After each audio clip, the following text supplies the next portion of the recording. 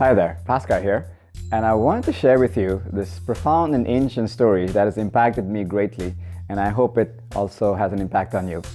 So this is an ancient tale that takes place thousands and thousands of years ago, documented in this Indian epic called the Mahabharata. And there's a section in the Mahabharata called the Gita, and this section begins in the dawn of a major war that's about to take place, the Battle of Kurukshetra. And you have these two armies that are about to clash. They're actually the same family split in two that are fighting over the rightful ownership of the kingdom.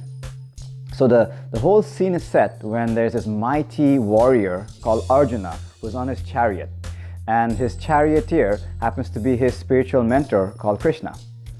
And before the war begins, Arjuna makes the request to Krishna to please take the chariot to the middle of the battlefield so he can survey the enemy.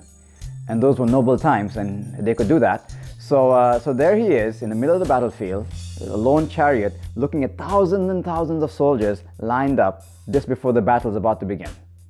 And as he starts to look at the faces of the people lined up against him, he starts to recognize some of them. He starts to recognize some old childhood friends, his cousins, some uncles, even his own archery teacher was on the other side. It was a complicated situation. And right then and there, Arjuna sighed, he fell down to his knees, the bow slipped off his shoulder, and he whispered meekly, "I cannot fight. I cannot fight." Now there's another teacher called Osho who at this scene makes a profound observation by asking the question, what happened to Arjuna? What happened to this mighty warrior that could wipe out an entire battalion by himself and suddenly, instantly reduced to a condition where a child could push him over?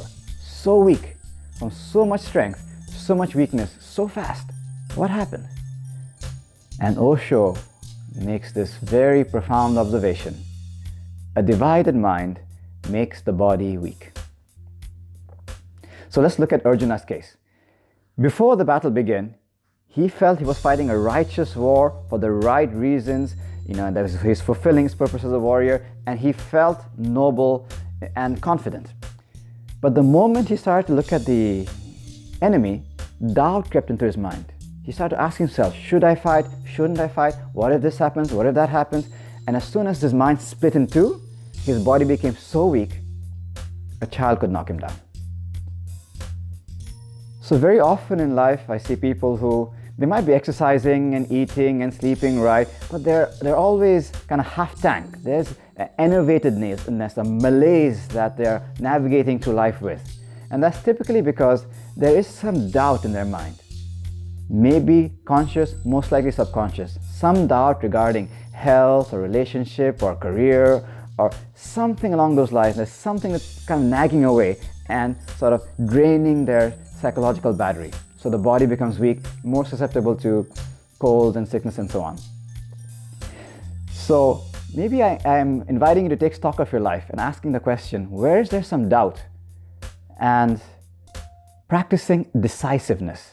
To be decisive, to make a decision, whether this way or that way, or even deciding to not decide is a decision.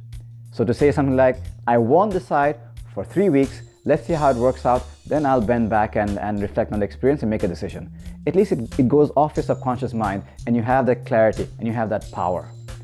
To be decisive requires confidence. Cannot be decisive without confidence. I tell my children that, I may come and go, but the one thing I want to leave you with is to be confident. Be confident in life. Fail confidently, make mistakes confidently, apologize confidently, fix it confidently, move on confidently, fall down confidently, get up confidently, dust yourself off confidently, keep going confidently. And confidence comes when there's an inherent trust. Trusting in the divine perfection of this thing we call life. Everything is orchestrated so perfectly. Not too much, not too little, it's just right.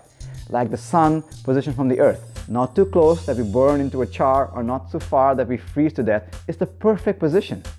And the moon circulating and the earth circulating around the sun, creating all the seasons and the days and nights, it's all orchestrated so beautifully, and we are a part of that fabric. and to trust in that process and be decisive with confidence.